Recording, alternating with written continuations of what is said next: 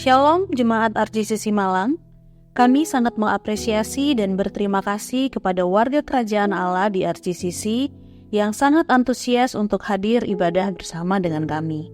Kami bersyukur Tuhan mempercayakan warga Kerajaan Allah yang sudah hadir baik untuk ibadah raya maupun ibadah roki atau gereja anak. Kami menghimbau agar setiap warga kerajaan dapat datang 30 menit sebelum ibadah dimulai. Dengan kedatangan lebih awal, Anda dapat memilih tempat duduk dengan lebih nyaman dan turut mendukung kelancaran jalannya ibadah. Dengan penuh sukacita dan hormat, kami menghimbau Bapak Ibu Saudara sekalian untuk kembali duduk di tempat yang telah disediakan, karena ibadah RJCC akan segera dimulai. Pada kesempatan ini, mari kita bersama-sama mempersiapkan hati, pikiran, dan diri kita untuk benar-benar fokus dalam beribadah kepada Tuhan. Karena kita beribadah bukan untuk terlihat baik dan menyogok Tuhan, tetapi karena Tuhan telah menyelamatkan kita dari dosa dan kematian kekal.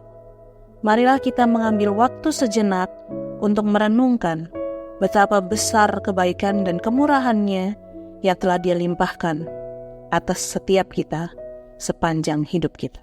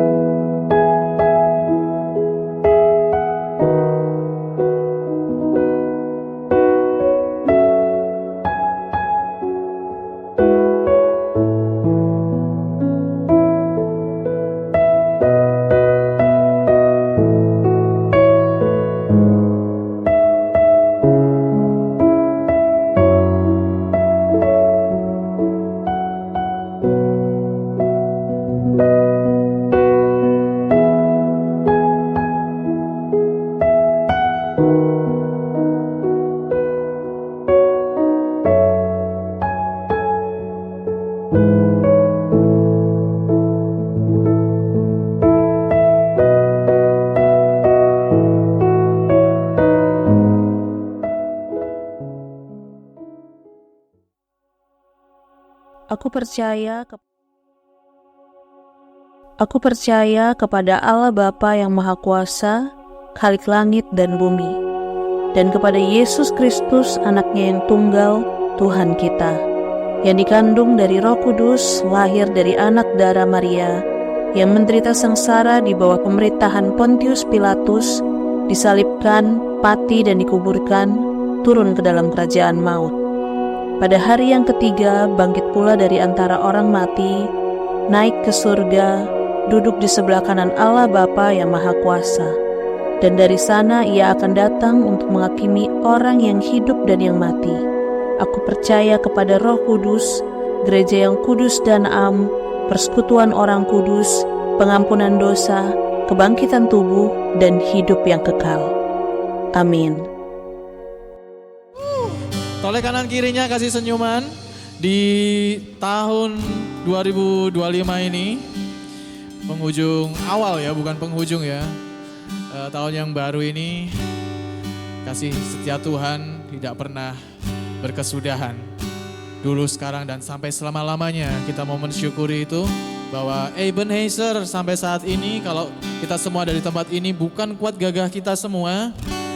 Kalau Bapak Ibu pernah kesaksian, punya pengalaman yang tahun-tahun sebelumnya, Bapak Ibu masih ada di tempat ini kan? Masih bisa bersukacita di dalam Tuhan Yesus, meskipun apapun itu yang sudah terjadi sebelum-sebelumnya.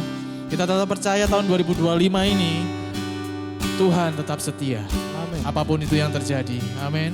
Mari kita bangkit berdiri sebelum kita sama-sama memuji dan menyembah Dia. Kita akan membaca satu ayat di Kejadian 1 ayat 1 sampai 4. Ini permulaan sekali di kitab Kejadian kita. Mungkin kita sering baca ini tapi lewat begitu saja. Ya, tapi kita mau merenungkannya. Kita baca sama-sama ya. 3, 2. Pada mulanya Allah menciptakan langit dan bumi.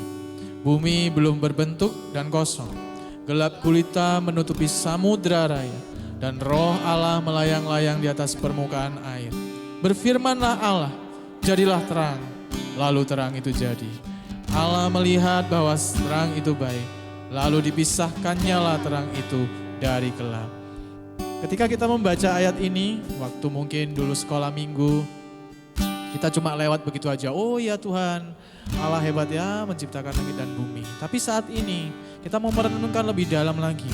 Saat kita ada di tempat ini, kita sedang berhadapan dengan Allah yang kita baca tadi. Allah langit dan bumi, Allah semesta alam. Dia ada sebelum segalanya ada. Dia yang awal dan yang akhir. Allah yang gak pernah kita bisa bayangkan betapa mulia dan betapa dahsyatnya Dia. Kita hanya bisa mengenalnya saat ini sesuai dengan pengertian kita yang sangat terbatas. Tapi mengertikah kita bahwa ketika kita datang tempat ini, kita sedang berhadapan dengan Allah yang dahsyat ini? Bukankah kita seharusnya kita menyembah dan merendahkan diri kita? Bukankah kita seharusnya menyembah dan merendahkan hati kita di hadapannya? Dia bukan hanya Allah yang datang untuk menyelamatkan dan mengasihi kita, tapi Dia juga Allah semesta langit. Allah yang dahsyat. Ada di tengah-tengah kita saat ini Bapak Ibu. Mari kita membawa kehidupan kita. Mungkin kita datang dengan Tuhan, aku sudah beribadah, aku sudah berdoa, aku sudah melakukan kebaikan, bahwa firman-firman-Mu sudah aku lakukan. Tapi gak ada artinya semuanya itu ketika kita datang.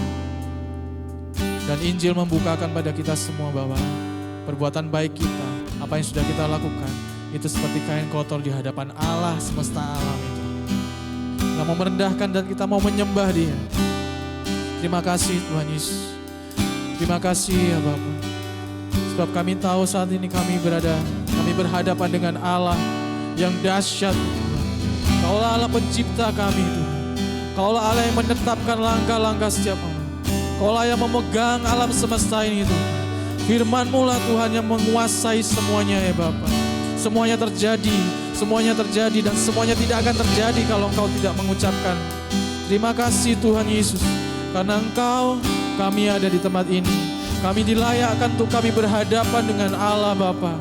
Kami dilayakkan untuk kami menyembah dan menghampiri tahta kemuliaan-Nya. Untuk itulah kami di tempat ini.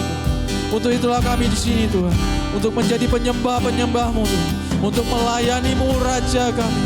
Untuk kami mengagumi dan memuliakan dan memuji-muji Engkau dengan tubuh kami. Dengan mulut kami dan hati kami. Terima kasih Tuhan Yesus. Terima kasih Bapa. Thank you Lord. Thank you Lord. Mari kita naikkan ucapan syukur kita. Thank you Lord. Bahwa Engkau Allah yang dahsyat itu yang telah menetapkan langkah kami. memilih kami, menetapkan kami sejak dari semula untuk kami menjadi milik-Mu dan kami menjadi percaya oleh karena-Mu Tuhan. Kami bersyukur atas iman yang kami miliki. Kami bersyukur atas firman yang kami mengerti. Kami bersyukur atas Injil yang boleh kami terima. Kami bersyukur atas Putra-Mu yang boleh kami terima Tuhan. Dan kasih karunia itu yang Kau curahkan atas setiap kami Tuhan. Yang sesungguhnya kami gak layak, yang sesungguhnya kami gak bisa, tapi Engkau memampukan, tapi Engkau membackup kami. Engkau yang memegang tangan kami Tuhan sampai saat ini. Kami aman, kami bersuka cita, kami bersorak-sorai hanya karena Engkau Tuhan Yesus Kristus Tuhan. Thank you Lord. Kami bersyukur atas itu semua Bapa. Lepas dari segala apa yang kami kerjakan dan kami lakukan, apa yang kami alami, baik maupun buruk Tuhan, tapi kami hanya memandang kepada Kristus Yesus Tuhan yang mati dan bangkit bagi kami semua, yang naik ke surga dan menyediakan Tuhan tempat di sana dan memperdamaikan kami dengan Allah Bapa. Kami bersyukur kami menjadi anak-Mu, kami bersyukur kami jadi milik-Mu. Terima kasih Tuhan Yesus. Thank you Lord. Kami mau memasuki Tuhan tahun ini dengan ucapan syukur dan pengertian yang baru Tuhan atas kasih karunia-Mu setiap hari. Thank you Lord Jesus. Mungkin saat ini kami datang Tuhan dengan beban berat kami. Kami tahu Engkau enggak menutup mata Tuhan, bahwa kami lemah, kami perlu kelemahan Tuhan, kami perlu beban. Tapi biarlah pengertian yang baru ini Tuhan. Seperti Yesus berkata, marilah datang kepadaku engkau yang berbeban berat, letih dan lesu. Mungkin kita berkata bahwa karena masalah saya banyak, itulah beban saya. Tapi Injil mengatakan, kita telah dilelahkan, kita telah letih dan lesu karena dosa-dosa kita. Itulah permasalahan kita yang sesungguhnya. Mari kita datang dalam hadirat-Nya, menghampiri tahta kemuliaan.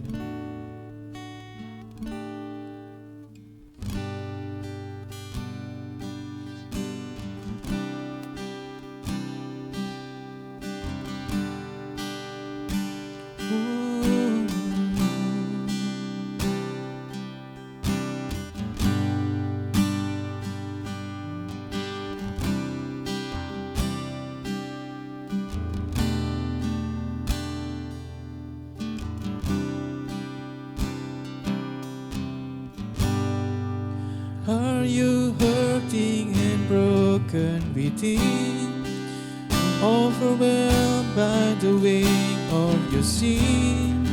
Jesus is calling.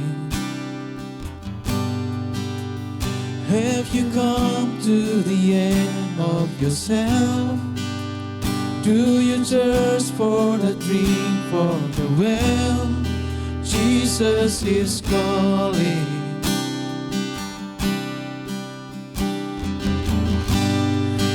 Come to the altar, the Father's arms are open wide. Forgiveness was bought in the precious blood of Jesus Christ.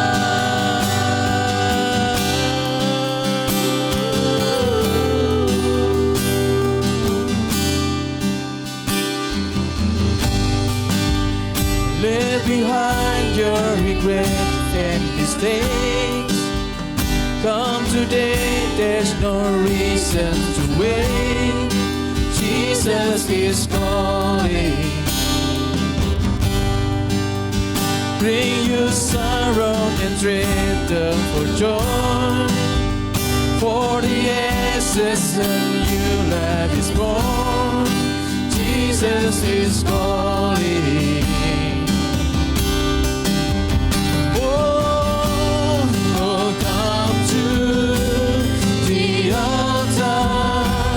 The Father's arms are open wide. Forgiveness was flowing. The precious blood of Jesus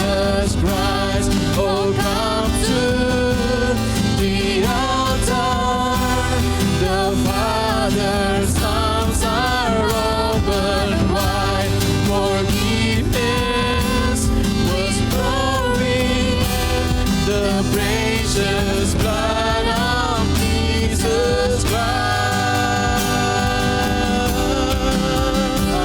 Oh, left behind your regrets and mistakes.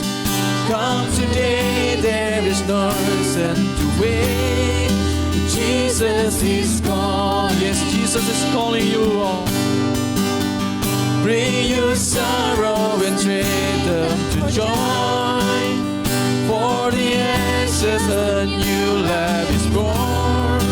Jesus is calling. Yeah. Oh, come to the altar. The Father's arms are open wide.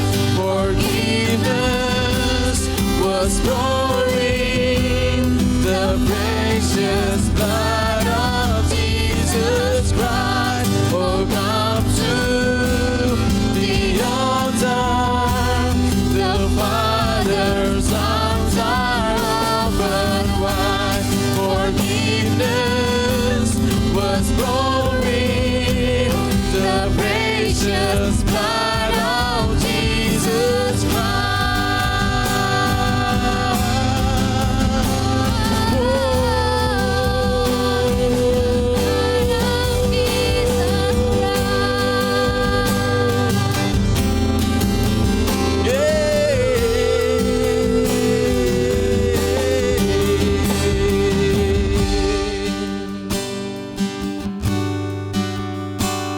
Come on and sing. Oh, what a Savior! Isn't He wonderful? Sing hallelujah! Christ is risen. Bow down before Him, for He is Lord of all. Sing hallelujah! Christ is risen. Oh, what a Savior! Oh, what a Savior! Isn't He wonderful? Sing hallelujah! Christ is risen. Bow down before Him. Bow down before Him. For He is the Lord of all. Sing hallelujah! Christ is risen.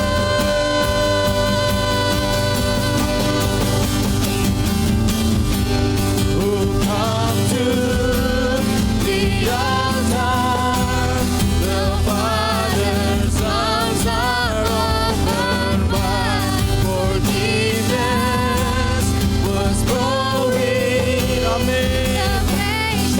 Blood of Jesus Christ. Oh, come to the altar. The Father's arms are open wide. Forgiveness was pouring. The precious blood of Jesus Christ. Malah kita datang dalam hadirat Tuhan saat ini, menghampiri tahta kemuliaan. Karena pengampunan itu, perdamaian itu telah kita terima di dalam Yesus Kristus Tuhan. Darahnya yang mulia, darahnya yang berharga itu telah memperdamaikan kita. Mari kita nyanyikan sama-sama. Oh, come to the altar. The Father's arms are open wide. Pintu telah dibukakan oleh Yesus Kristus Tuhan. Tangan Allah terbuka bagi kita semua. Mari datang kepadanya. Oh, come to the altar. The Father's arms are open.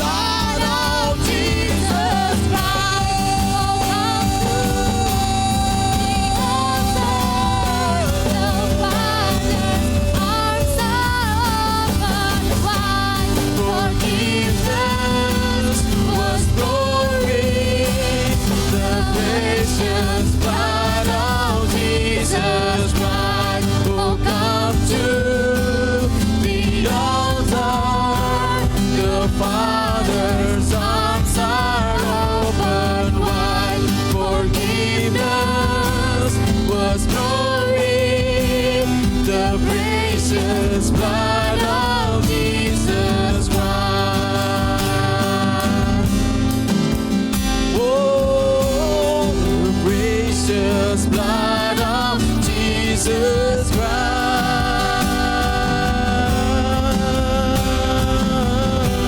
The precious blood of Jesus Christ. Oh,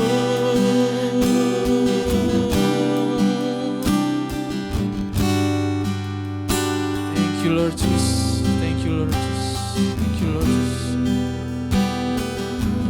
Let's sing. Oh, what a Savior. Isn't He wonderful? Sing hallelujah. Christ is risen. Come on and sing louder. Bow down before Him, for He is Lord of all. Sing hallelujah.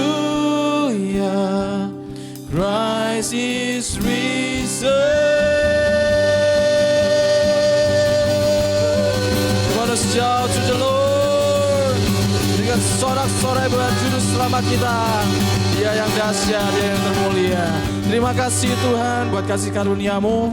Tahun ini kami yakin Tuhan Engkau akan menyertai kami semua. Dan kami semua mau menyembah Engkau lebih lagi Bapak. Mari semua jemaat Tuhan yang siap memuji Tuhan lebih lagi katakan amin. Yeah. Kasih tos kanan kirinya lagi. Katakan mari kita lebih semangat lagi memuji Tuhan.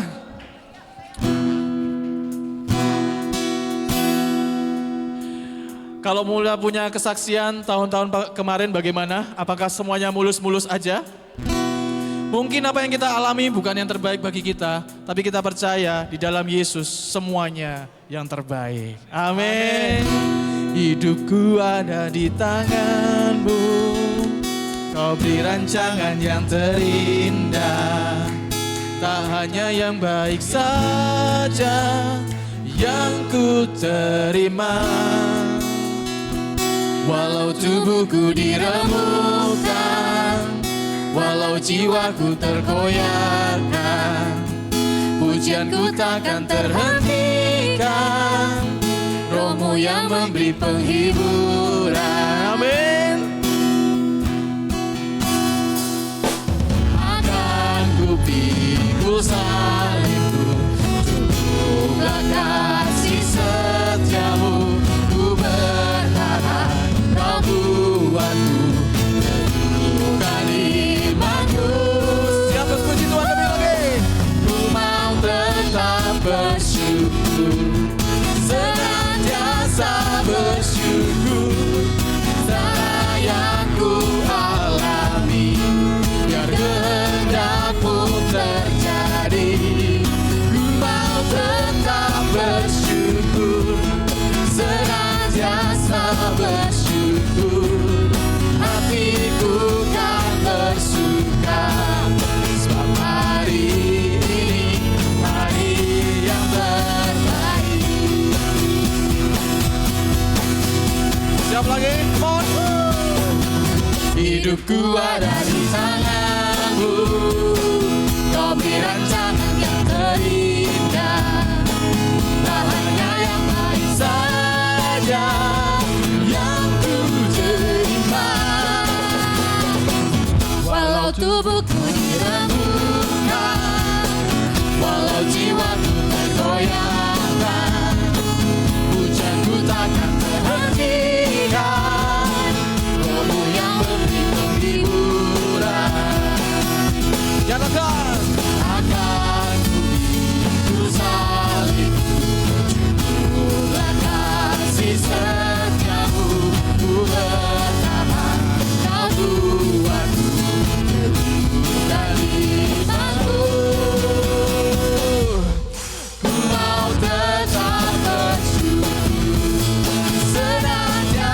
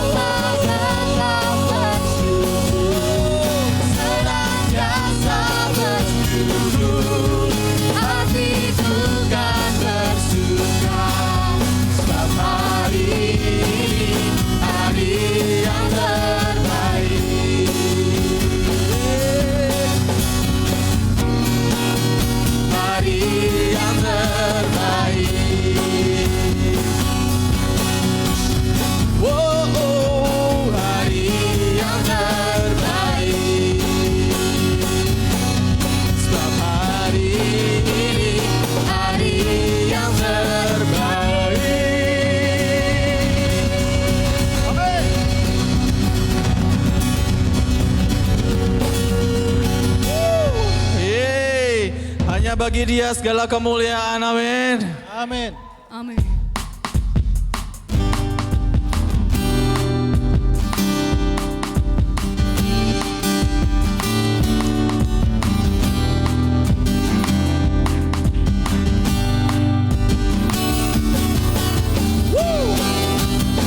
Tepuk tangan dari kepala semuanya.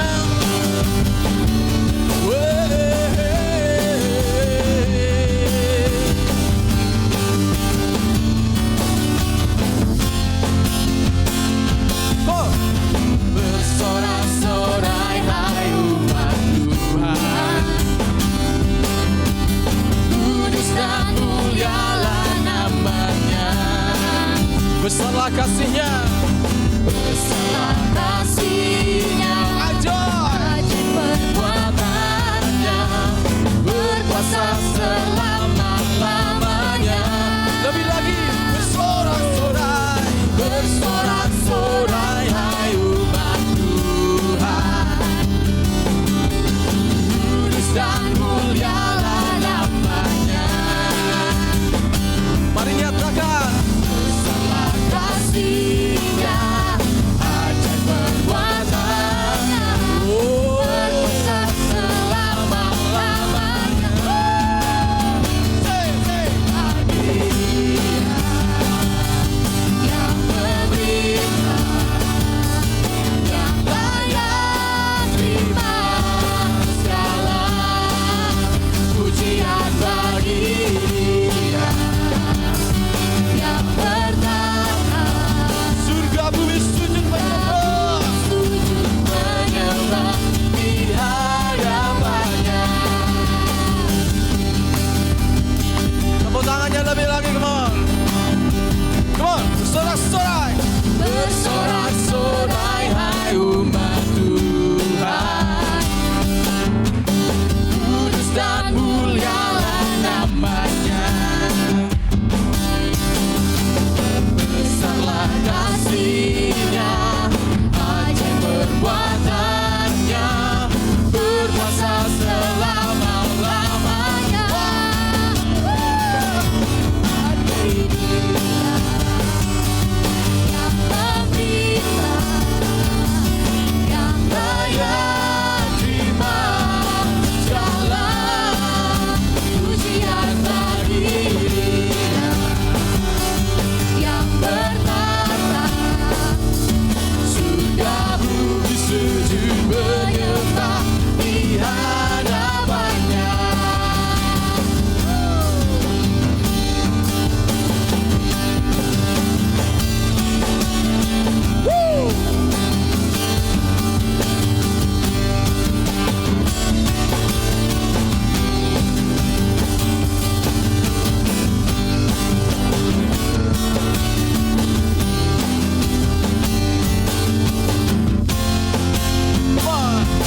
Bagi Dia yang Pemerintah yang layak terima segala pujian hanya bagi Tuhan. pujian. Bagi Dia Yang bertata, surga bumi sujud menyembah di hadapan-Nya. Bagi Dia yang memerintah, yang layak terima segala pujian. Bagi Dia yang bertata, surga bumi sujud menyembah di hadapan-Nya. Bagi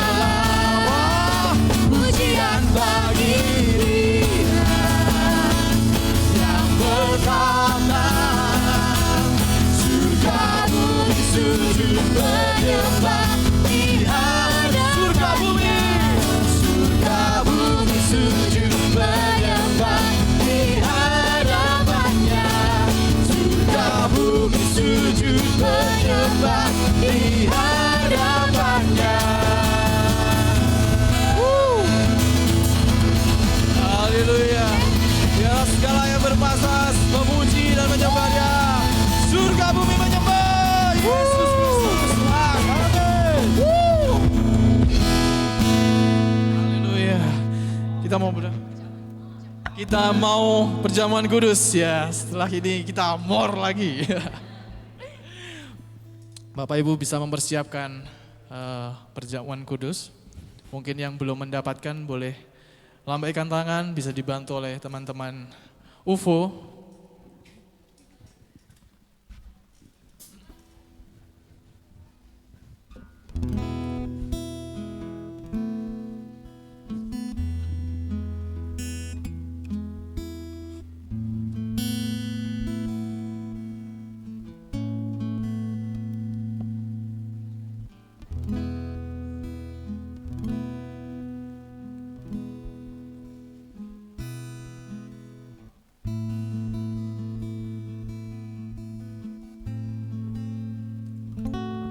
Oke, Bapak Ibu Saudara sekalian, jemaat Tuhan, adakah Bapak Ibu Saudara yang seharusnya menerima perjamuan kudus tetapi Bapak Ibu Saudara belum menerimanya? Bapak Ibu Saudara bisa melambaikan tangan supaya para pelayan Tuhan bisa melayani Bapak Ibu Saudara.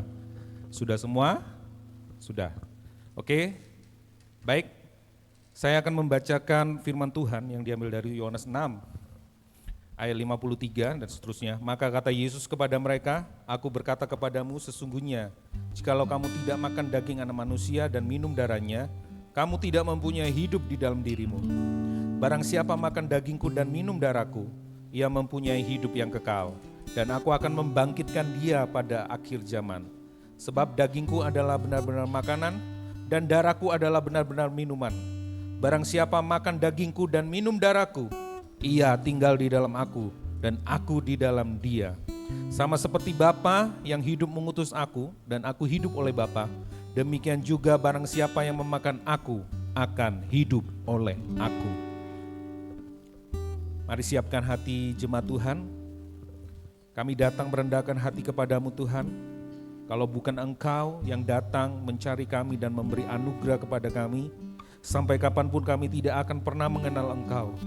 Sampai kapanpun kami tidak akan bisa bersatu dengan Engkau. Dan hari ini di hadapan kami ada roti dan anggur, mana itu menggambarkan tentang tubuh dan darah-Mu Tuhan. Hari ini biarlah kami menyadarinya sekali lagi, mengingatnya apa yang sudah Engkau kerjakan buat kami Tuhan. Terlalu besar, terlalu mulia, terlalu hebat. Tidak bisa dibandingkan dengan apapun yang ditawarkan oleh dunia ini. Tidak bisa dibandingkan oleh apapun itu, termasuk apa yang Kau bisa kerjakan lewat pekerjaan kami, lewat promosi yang Kau bisa kerjakan di dalam diri kami, lewat kesembuhan, mujizat, apapun yang Kau bisa kerjakan dalam kehidupan kami, tidak bisa dibandingkan dengan tubuh dan darah-Mu Tuhan. Kami dipersatukan dengan Engkau. Kami yang adalah musuh Allah, tapi kami diangkat menjadi anak-anak-Mu. Oleh sebab itu, tubuh dan darah-Mu bukan obat kuat buat kami, bukan sarana untuk mencapai mujizat, bukan sarana untuk mencapai kesuksesan hidup kami, tetapi justru sebaliknya Tuhan, kami mengingat akan Engkau dan kami mengikuti Engkau. Kami mengikuti Engkau bukan supaya mendapatkan apa yang bisa Engkau berikan kepada kami. Kami mengikut Engkau supaya kami mendapatkan Engkau sendiri. Sebab itu kami bersyukur buat tubuh dan darah-Mu. Kami mengucap syukur. Saya kasih kesempatan buat Bapak Ibu Saudara untuk berdoa secara pribadi. Di awal tahun ini, Ia telah membuktikan. 2000 tahun yang lalu Dia sudah buktikan. Dan penyertaannya sampai hari ini.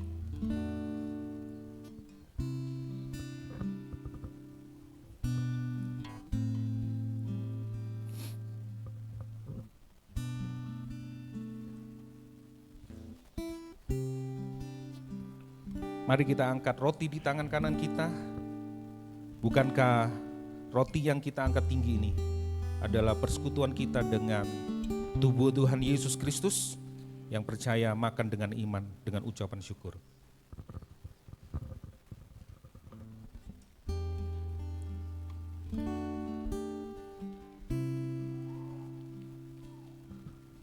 Bapak Ibu Saudara bisa mempersiapkan dulu cawannya. Kalau sudah, mari kita angkat tinggi bersama-sama melebihi kepala kita. Bukankah cawan yang berisi anggur ini adalah cawan perjanjian baru, di mana darahnya tercurah bagi kita, menyucikan dosa kita, menggantikan kita orang berdosa. Bukankah cawan yang kita angkat tinggi adalah persekutuan kita dengan darah Tuhan Yesus? Minum dengan iman, yakin dan percaya. Lalu naikkan syukur kepada Tuhan buat apa yang Tuhan sudah kerjakan. Terima kasih Tuhan, Engkau membuat kasih-Mu kekal untuk selama-lamanya. Sehingga kami bisa menjalani hidup ini, kami bisa rest di dalam Engkau, kami bisa tenang, kami merasakan anugerah dan kasih karunia-Mu. Damai sejahtera itu meliputi setiap kami. Terima kasih Tuhan buat tubuh dan darah-Mu. Di awal tahun ini kami kembali mengingat akan Engkau. Kami ucap syukur, kami berdoa dalam nama Tuhan Yesus. Amin. Adik-adik Rocky bisa maju ke depan. Bapak Ibu boleh dipersilakan untuk duduk kembali. Kita mau berdoa untuk adik-adik Rocky. Yo, Gereja anak. Rocky.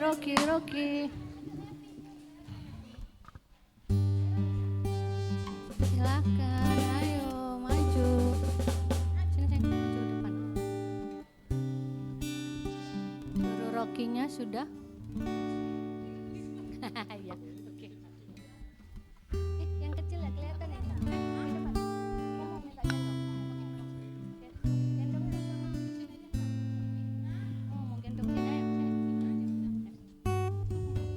Mari kita berdoa buat anak-anak Rocky sini, kamu sini. Oke, mari bangkit berdiri yuk. Kita mengarahkan tangan kita buat anak-anak kita. Tuhan, kami bersyukur bahwa mereka ada di tengah-tengah kami. Engkau sudah memberikan mereka kepada kami mengucap syukur. Khususnya buat orang tua mereka. Kami bawa orang tua mereka di hadapan-Mu juga Tuhan. Supaya lewat mereka, orang tua mereka mengalami keindahan-Mu. Bersama dengan anak-anak ini, orang tua mereka juga mengalami kebaikan Tuhan.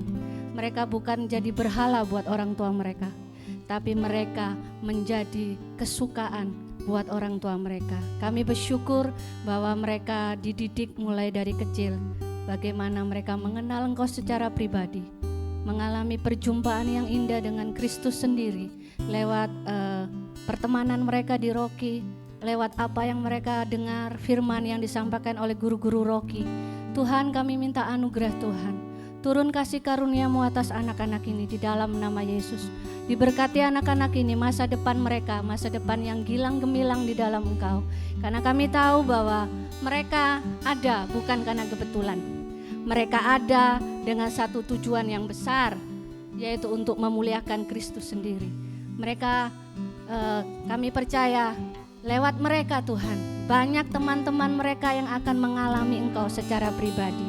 Dengan sukacita mereka yang terlihat, dengan keceriaan mereka, dengan apa yang mereka katakan sederhana, tapi kami yakin dan percaya. Kami minta anugerah Tuhan, sejak kecil mereka bisa menyampaikan kabar baik buat banyak orang. Terima kasih, kami sungguh bersyukur buat persekutuan mereka di Rocky hari ini. Datang kerajaan-Mu, jadi kehendak-Mu. Di dalam nama Yesus yang mengasihi mereka, kami berdoa dan mengucap syukur. Yang mau Rocky katakan amin.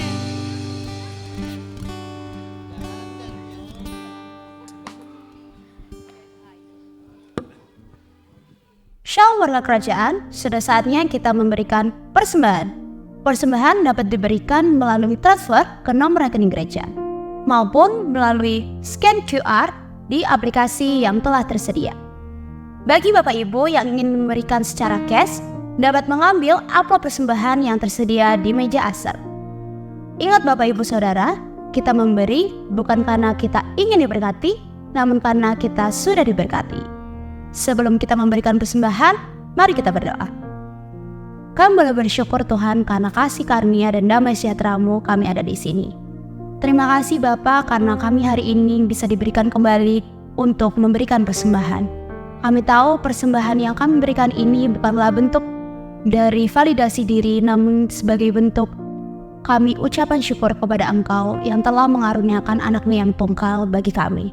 Terima kasih Bapa, kiranya persembahan ini dapat berguna untuk memperluas kerajaan-Mu. Kami sudah berdoa dan mengucap syukur. Amin. Selamat memberi, selamat hari Minggu. Tuhan Yesus memberkati.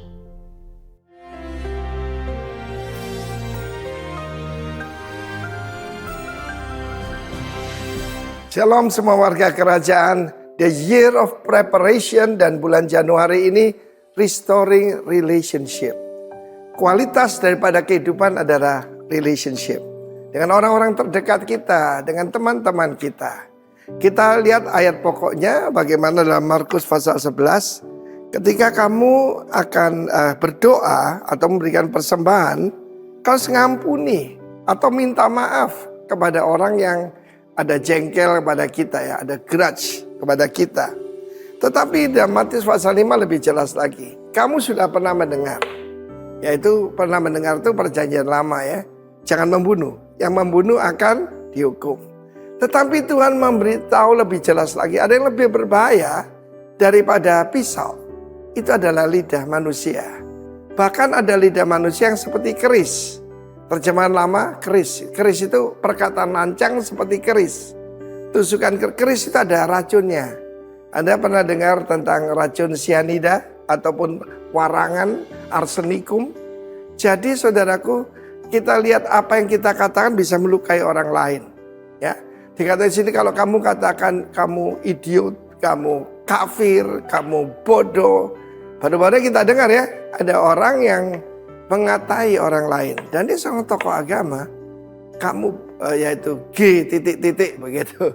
Dan saudaraku kita lihat bahwa itu di hadapan Tuhan sesuatu yang jahat. Lidah yang jahat, lidah yang lancang itu lason hara. Jadi lidah yang jahat. Karena itu saudaraku, hari ini hari yang terbaik untuk kita periksa diri sendiri. Mungkin ketika kita marah, maka yang menguasai kita bukan Roh Kudus lagi, tapi roh jahat. Karena roh jahat itu akan melukai orang lain, ya. Karena itu pada awal daripada tahun ini, ketika kita membersihkan korban apa? Hidup kita, pelayanan kita, keluarga kita. Berbaik lebih dulu kata Tuhan, baru kembali untuk mempersembahkan mezbah. Tinggalkan persembahanmu di depan mezbah, karena tidak akan diterima. Saya masih ingat tentang Kain dan Habel. Dia benci pada saudaranya itu bahkan sebelum yang tercatat memberikan persembahan. Persembahan kan harian. Ya, persembahan diberikan harian atau mingguan lah. Tetapi dia melihat persembahannya daripada Habel diterima, persembahan Kain tidak diterima. Kenapa? It's about the heart. Ya, it's not about the music, not about everything, it's about the heart. Dan karena itu pada awal tahun ini, minggu pertama ini yang kita perlu lakukan adalah restoring the relationship. Ketika Yesus bertemu dengan 4 murid pertama. Yang pertama adalah yaitu Petrus dan Andreas. Mereka sedang mencuci jalannya. Kita harus mencuci jala kita, hubungan kita dibersihkan. Yang kedua sedang memperbaiki jala. Jadi sudah ada yang mulai rapuh, rantas begitu. Dan ada yang putus, itu harus diperbaiki. Demikian juga hubungan kita. Terutama dengan pasangan hidup ya, terutama ya dengan keluarga. Sesama rekan, sesama pelayanan. Kalau ada sesuatu dalam hatinya terhadap kita, marilah kita berbaik dulu. Percuma, pelayanan kita semua percuma tanpa yang kualitas yang satu ini. Karena itu semua warga kerajaan, our quality adalah dari firman Tuhan. Jangan lupa Kolose 4 mengatakan, Kolose yang keempat ya saudaraku, mengatakan selalu ada lidah kita ini full of grace. Supaya kita tahu memberikan jawaban kepada orang lain. Biarlah lidah kita penuh dengan anugerah. Dan tidak menyakiti, tapi menyembuhkan. God bless you all. Amen. Terima kasih Tuhan Yesus. Firman-Mu berkata Tuhan, mengucap syukurlah dalam segala hal. Karena itulah yang Bapa kehendaki untuk kita lakukan semua. Tapi kami menyadari Tuhan, bahwa seringkali ucapan syukur kami dipengaruhi oleh kondisi dan keadaan. Ampuni setiap kami, biarlah saat ini Kau mengkalibrasi hati kami, mencelikkan mata kami Tuhan, bahwa seharusnya kami bersyukur di dalam Yesus Kristus, hanya karena anugerahnya atas setiap kami. Terima kasih Tuhan Yesus.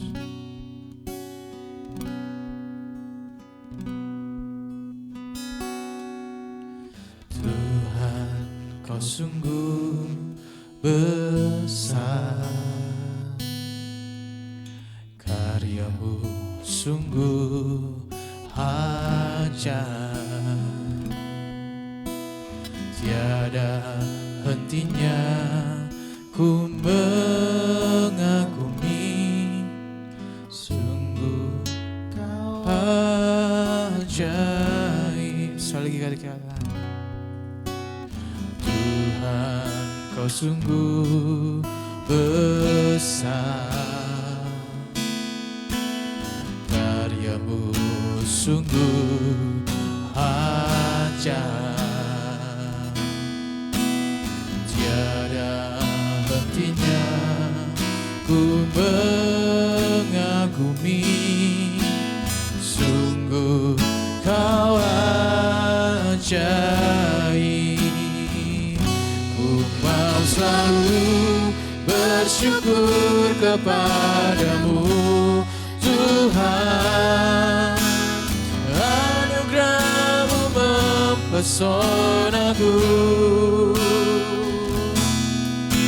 selalu dan selalu Kau angkat hatiku, Kau membuatku berharga di mata-Mu.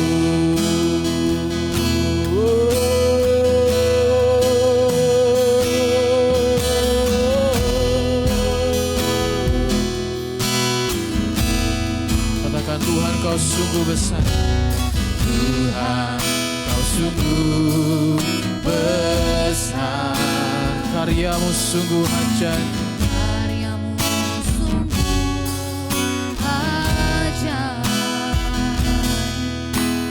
Tiada hentinya ku mengagumi, sungguh Kau ajaib. Ku mau selalu bersyukur kepadamu Tuhan, anugerah-Mu mempesonaku, selalu dan selalu Kau angkat hatiku, Kau membuatku berharga di mata-Mu.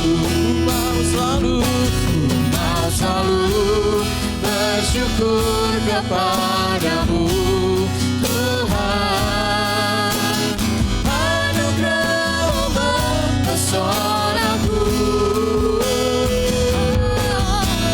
selalu dan selalu Kau angkat hatiku, Kau membuatku berharga di mata-Mu.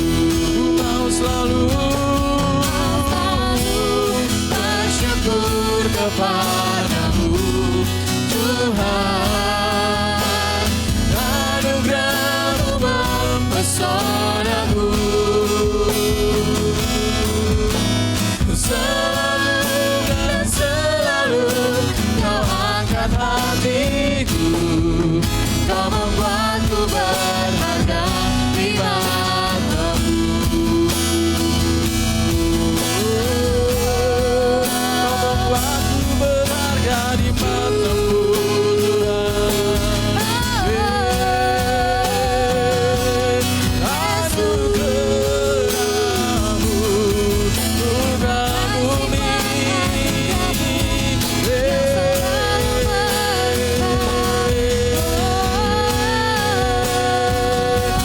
Kau selalu bersyukur kepadamu Tuhan, anugerah-Mu mempesonaku,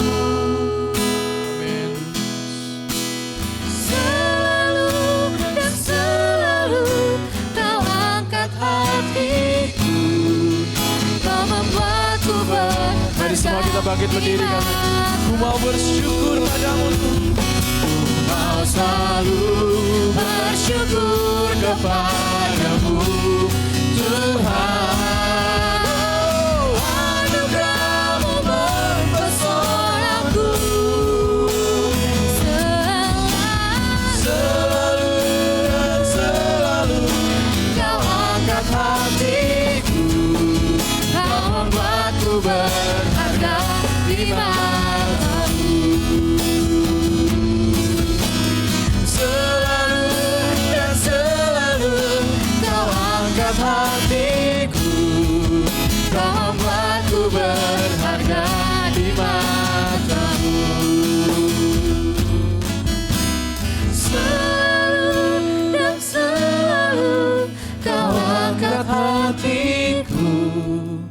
Kau membuatku berharga di matamu.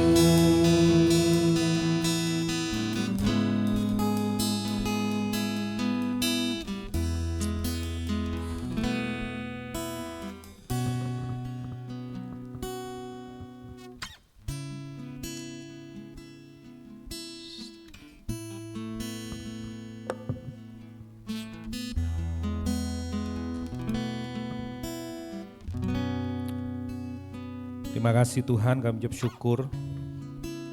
Engkau mengasihi kami bukan karena kami berharga, tetapi karena Engkau yang berharga, yang mulia, yang tiada bandingannya itu terus mengasihi kami, sehingga kami tetap berharga di hadapan-Mu.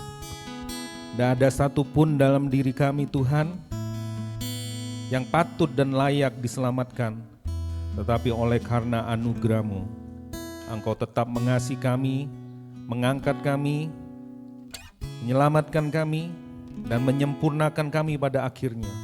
Oleh sebab itu, kami terus menjadi berharga.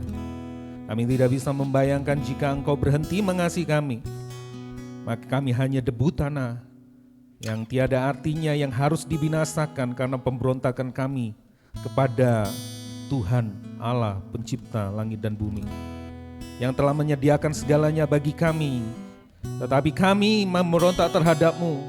Kami menginginkan sesuatu yang bukan Engkau. Kami menginginkan berkat-berkat-Mu lebih daripadamu. Oleh sebab itu kami terusir dari Taman Eden. Kami memilih berkat-berkat-Mu untuk menjadi Tuhan kami, untuk memuaskan hasrat kami. Kami berdosa di hadapan-Mu. Dan sampai hari ini pun kami seringkali lupa. Kami seringkali melakukannya. Kami menganggap berkat-berkat-Mu itu adalah pusat hidup kami. Kami menganggap berkat-berkat-Mu itu adalah makna hidup kami, identitas hidup kami. Hati kami jahat dan licik ya Tuhan. Sebab itu kami datang dengan kerendahan hati. Biarlah Engkau mengampuni kami, memberikan sekali lagi anugerah-Mu hari ini. Kami orang-orang berdosa yang sering kali melupakan Engkau. Biarlah anugerah-Mu ini membentuk hati kami hari ini. Lewat pemberitaan firman-Mu, anugerah-Mu itu memperbarui pikiran dan hati kami Tuhan. Membebaskan kami kembali, mengangkat hati kami kembali Tuhan. Kami mengucap syukur, dan biarlah firman-Mu ini Engkau urapi dengan kuasa Roh Kudus-Mu, sanggup menembus hati Tuhan, sanggup memisahkan keputusan, pemikiran, apapun yang ada di dalam kedalaman hati kami. Biarlah firman-Mu menembus sampai situ Tuhan. Terima kasih Bapa di surga, terima kasih Tuhan Yesus, terima kasih Roh Kudus. Kami siap menerima firman-Mu, kami berikan hati kami untuk ditaburi firman-Mu. Kami ucap syukur, kami berdoa. Yang percaya bersama-sama katakan, amin. Amin. Tuhan Yesus memberkati, selamat hari Minggu, selamat tahun baru, dan ini adalah ibadah perdana kita di tahun 2025. Selamat datang bagi Bapak Ibu Saudara yang baru pertama kali hadir di tempat ini. Nanti pulang ibadah jangan buru-buru pulang dulu kalau nggak ada acara yang mendesak. Bapak Ibu Saudara bisa berkenalan bersama-sama dengan kita. Nah, ada teman saya datang di tempat ini, ya Yosua, halo, bisa berdiri sebentar? Ya, nah ini rekan pelayanan dari City to City. Nah gereja kita terafiliasi dengan City to City, nah beliau ini yang super sibuk gitu ya kantor berjalan lah pokoknya. Tapi asik ya, kumpul-kumpul kemana, dia bawa laptop, dia kerja dan sebagainya. Tapi tetap bisa kuliner, itu asik gitu ya. Ya, nah masih single Jos? Wah, nah, ini aku yang pegang mic ini, aku berkuasa ini. Ya. Oke. Nah, selamat datang bagi mungkin ada yang liburan datang ke Malang. Enggak ada? Ini semua jiwa lama. JL ini berarti ya, bukan JB. Ya, oke. Hari ini saya akan ini dulu ya. Ini adalah rumah visi setahun rumah rohani kita ya, GBI Rock. Tahun 2025 adalah dicanangkan sebagai the year of preparation, tahun persiapan. Ya nanti setiap seperti yang kita tahu, yang tinggal di dalam rumah rohani kita. Jadi nanti 1 tahun dibagi paling enggak ada 4 ya, 3 bulan per 3 bulan ada 4 tema, itu ngambil season of spring, season of summer, season of autumn, ya. Itu ada tema-temanya tadi sudah dibacain ya. Januari itu tentang clearing the path, ya. Mempersiapkan jalan. Temanya ini diambil dari Yesaya 40 ayat 3 sampai 5 yang berkata ada suara yang berseru-seru, persiapkanlah di padang gurun jalan untuk Tuhan, luruskanlah di padang belantara jalan bagi Allah kita. Ya, setiap lembah akan ditimbun, setiap gunung akan diratakan. Itu kalibrasi itu loh ya. Yang minder, yang nggak punya harga diri kayaknya diangkat. Yang terlalu tinggi diratakan, dikalibrasi ya. Nah, dan jalan itu sudah, itu Yohanes Pembaptis sudah mencanangkannya waktu itu, dan yang datang, yang dinanti itu sudah datang, Tuhan Yesus Kristus 2000 tahun yang lalu, tanggal 25 kemarin kita sudah merayakan, dan hari ini kita menatap ke depan, kedatangannya yang kedua. Nah, itu yang dimaksud mempersiapkan. Dia sudah datang, jalan sudah disiapkan, nanti kan kita menjalaninya bersama-sama. Nah, itu tema tahun ini ya, the year of preparation. Nah, tapi tema ini kita akan di keluarga rohani kita di RGCC tahun ini kita akan melihat seluruh tema besar ini melalui khotbah berseri ya dari surat Galatia. Ya. Tema berseri, khotbah berseri dari surat Galatia. Nah, mungkin ini tidak terbiasa buat Bapak Ibu Saudara. Saya coba kasih intro tahun kemarin ada khotbah berseri, tapi yang siki-siki dulu lah ya, kecil-kecil dulu, sedikit-sedikit ya. Diambil dari khotbah Yesus di bukit, ucapan bahagia, terus khotbah berseri tentang pemuritan ya. Dan hari ini lumayan panjang, ada sekitar hampir 30 minggu ke depan ya. Setahun kan ada 52 minggu, 30 mingguan gitu ya. Kita akan mempelajari teks by teks, firman Tuhan menurut teks yang disampaikan. Nah, ini penting Bapak Ibu Saudara, karena kita tidak terbiasa ya. Kita terbiasa dengan khotbah-khotbah yang sifatnya topikal. Kita terbiasa dengan khotbah-khotbah yang sifatnya motivasional ya. Ada temanya, terus ada opini dulu dari si pengkhotbah, dan pengkhotbahnya mencoba mengambil ayat-ayat yang cocok dengan opininya, terus ditempel-tempel di situ. Ya, biasanya bentuknya 3 langkah untuk mencapai, 7 langkah untuk membuat Anda menjadi. Itu khotbah motivasional. Tapi teksnya sendiri tidak pernah digali kedalamannya, tidak pernah dilihat konteksnya. Alhasil gereja seringkali menjadi gereja yang comotologi dan cocokologi. Ayat apa ngomongnya, konteksnya apa, diambil, dicocok-cocokin dengan opini si pengkhotbah. Alhasil munculnya salah. Dietnya bagi jemaat jadi dietnya makanan, menunya itu jadi tidak sehat, tidak bergizi. Kenapa? Konteksnya salah. Ya, contoh saya kasih salah satu contoh yang paling terkenal. Dulu saya bikin kayak gitu. Ya, berdoa pun kayak gitu ya. Contoh, ya, kalau Anda menabur maka Tuhan akan mengembalikan 30, 60, bahkan 100 kali lipat. Ini seru ya. Kalau kita menabur Tuhan akan mengembalikan. Padahal ayatnya itu adalah bukan tentang duit. Itu bukan ngomongin tentang duit, itu ngomongin tentang firman Tuhan. Kalau firman Tuhan jatuh di dalam tanah hati yang baik, maka itu akan menghasilkan 30, 60, bahkan 100. Tetapi karena cocokologi dan comotologi, Bapak Ibu Saudara, itu dipakai untuk tanpa sadar memanipulasi jemaat untuk memberi. Kalau kamu beri, maka Tuhan akan memberi kamu 30, 60, 100. Nah, gereja jadi Las Vegas.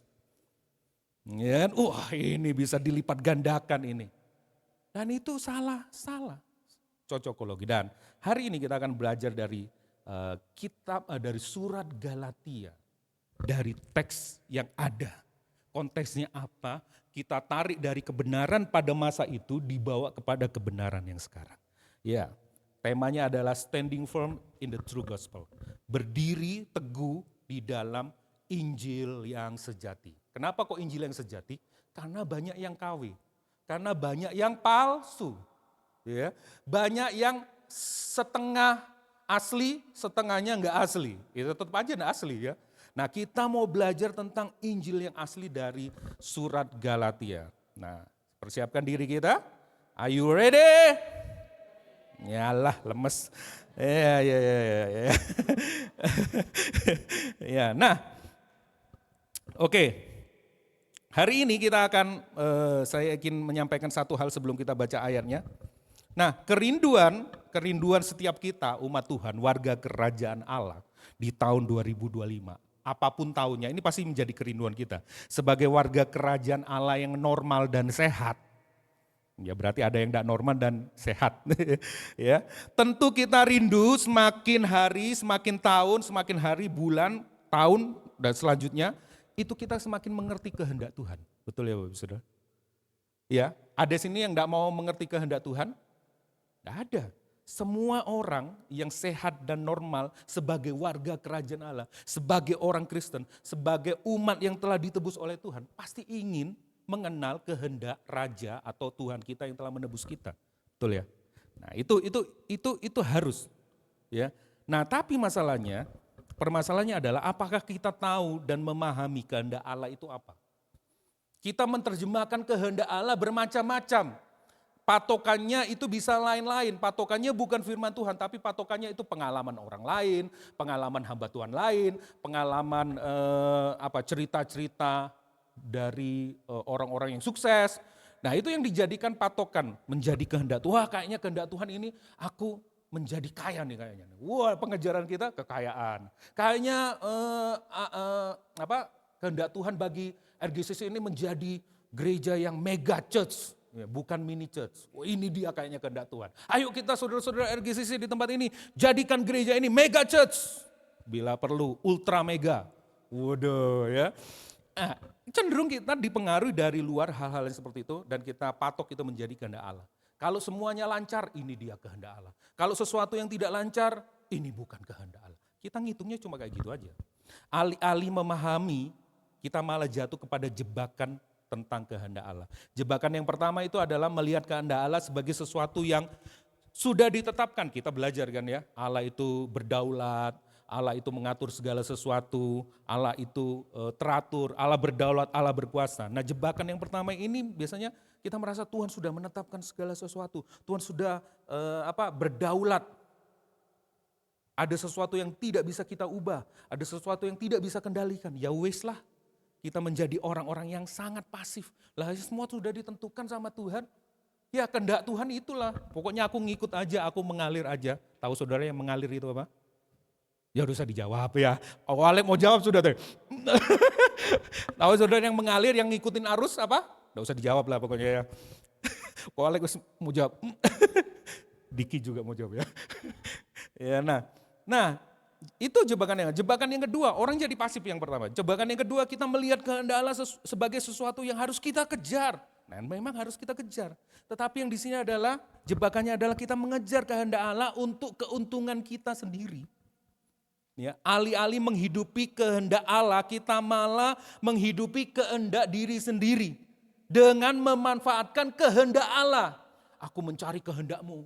Biasanya kita mencari kehendak Allah untuk apa sih? Untuk supaya Tuhan memberkati kita. Ironisnya kehendak Allah yang kita pahami adalah kehendak Allah versinya kita. Itu ya. Ayo cari kehendak Allah. Supaya apa? Ya supaya diberkati. Ayo cari kehendak Allah. Supaya apa? Ya supaya dapat pasangan hidup. Ayo cari kehendak Allah yang lebih lagi. Supaya apa? Supaya kehendak pekerjaan kita lancar dan sebagainya. Nah, kehendak Allah, kita akan belajar dari firman Tuhan hari ini tentang kehendak Allah. Ya, firman Tuhan hari ini akan membantu kita mengetahui, memahami, menghidupi kehendak Allah yang sejati. Nah, kita akan belajar dua hal utama dari teks yang akan kita baca. Yang pertama, dari mana kita mengetahui kehendak Allah? Apa yang membuat kehendak Allah itu sahih? Sahih itu apa ya? Jadi apa? Sah ya. Valid ya. Bagaimana kehendak Allah menuntun hidup kita. Nah, mari kita baca dari pasal yang pertama ini ya, tadi ya. Ini poinnya dua ini aja, paling enggak. Kita baca yang pertama, Galatia 1 ayat 1 sampai 5. Karena ayatnya sedikit maka kita akan baca bersama-sama. Oke, sudah siap jemaat Tuhan? 1, 2, 3. Dari Paulus, seorang rasul, bukan karena manusia, juga bukan oleh seorang manusia, melainkan oleh Yesus Kristus dan Allah Bapa yang telah membangkitkan kita dari antara orang mati. Dan dari semua saudara seiman yang ada bersama-sama dengan aku, kepada jemaat-jemaat di Galatia, Anugerah menyertai kamu dan damai sejahtera dari Allah Bapa kita dan dari Tuhan Yesus Kristus yang telah menyerahkan dirinya karena dosa-dosa kita untuk melepaskan kita dari dunia jahat yang sekarang ini menurut kehendak Allah dan Bapa kita. Baginya lah kemuliaan selama-lamanya. Nah, teks ini dari ayat 1-5 ada bagian yang sangat penting, yaitu bagian 4 yang terakhir sampai ke 5. Dikatakan di situ menurut kehendak Allah dan Bapa kita. Itu landasan dari semua ayat yang di atasnya. Dan ditutup oleh Paulus dengan doksologi. Doksologi itu ada ucapan syukur, pujian, ucapan syukur, kemuliaan bagi Tuhan. Ya, itu ditutup dengan itu. Nah, saya mau cerita tentang jemaat Galatia terlebih dahulu, Bapak Ibu Saudara. Jemaat Galatia, surat ini disampaikan oleh Paulus kepada jemaat-jemaat yang ada di Galatia. Jadi bukan cuma satu gereja. Biasanya Paulus menyampaikan suratnya kepada satu jemaat. Biasanya ada kasus perpecahan dia kasih. Ya, surat ke jemaat itu khusus kepada jemaat di RGCC, khusus RGCC. Nah, kali ini dia bukan cuma RGCC atau Rock, Lembah Dieng, bukan. Ya, satu kota jemaat-jemaat yang ada di Malang, misalnya yang di bawah jaringannya Rock misalnya. Kayak seperti itu. Jadi ini ada jemaat-jemaat di Galatia yang dikasih surat. Kenapa? Karena ada isu khusus, isu yang beredar bahwa orang-orang Yahudi itu mempengaruhi orang-orang yang non-Yahudi yang sudah bertobat, ya, yang jadi orang Kristen, itu dipengaruhi sama mereka bahwa mereka ngomongnya seperti Injil itu bagus. Injil yang disampaikan Paulus itu keren, itu memang betul. Tapi tidak cukup untuk membuat kamu selamat. Kamu harus taat kepada hukum-hukum Musa. Kamu belum disunat toh? Belum, sunat. Kamu masih makan babi kan? Nah, tidak boleh, itu haram. Nah, kayak gitu ya, aturan-aturan hukum Musa. Ya. Nah, itu perlu dilakukan supaya imanmu itu luar biasa dan Tuhan berkenan. Jadi Yesus plus. Dan itu yang disebut oleh nanti sesi yang berikutnya ya, di ayat-ayat berikutnya, di pasal berikutnya. Itu yang disebut oleh Paulus Injil yang lain. Injil yang palsu yang sesungguhnya bukan Injil. Nah, Paulus marah. Tapi dalam kemarahannya di surat pembukaannya dia masih ingat. Tujuan di atas semuanya itu adalah kehendak Allah dan tujuannya adalah jelas. Baginya lah kemuliaan sampai selama-lamanya. Habis itu dia ngamuk. Pasal 2 dia marah tuh ya.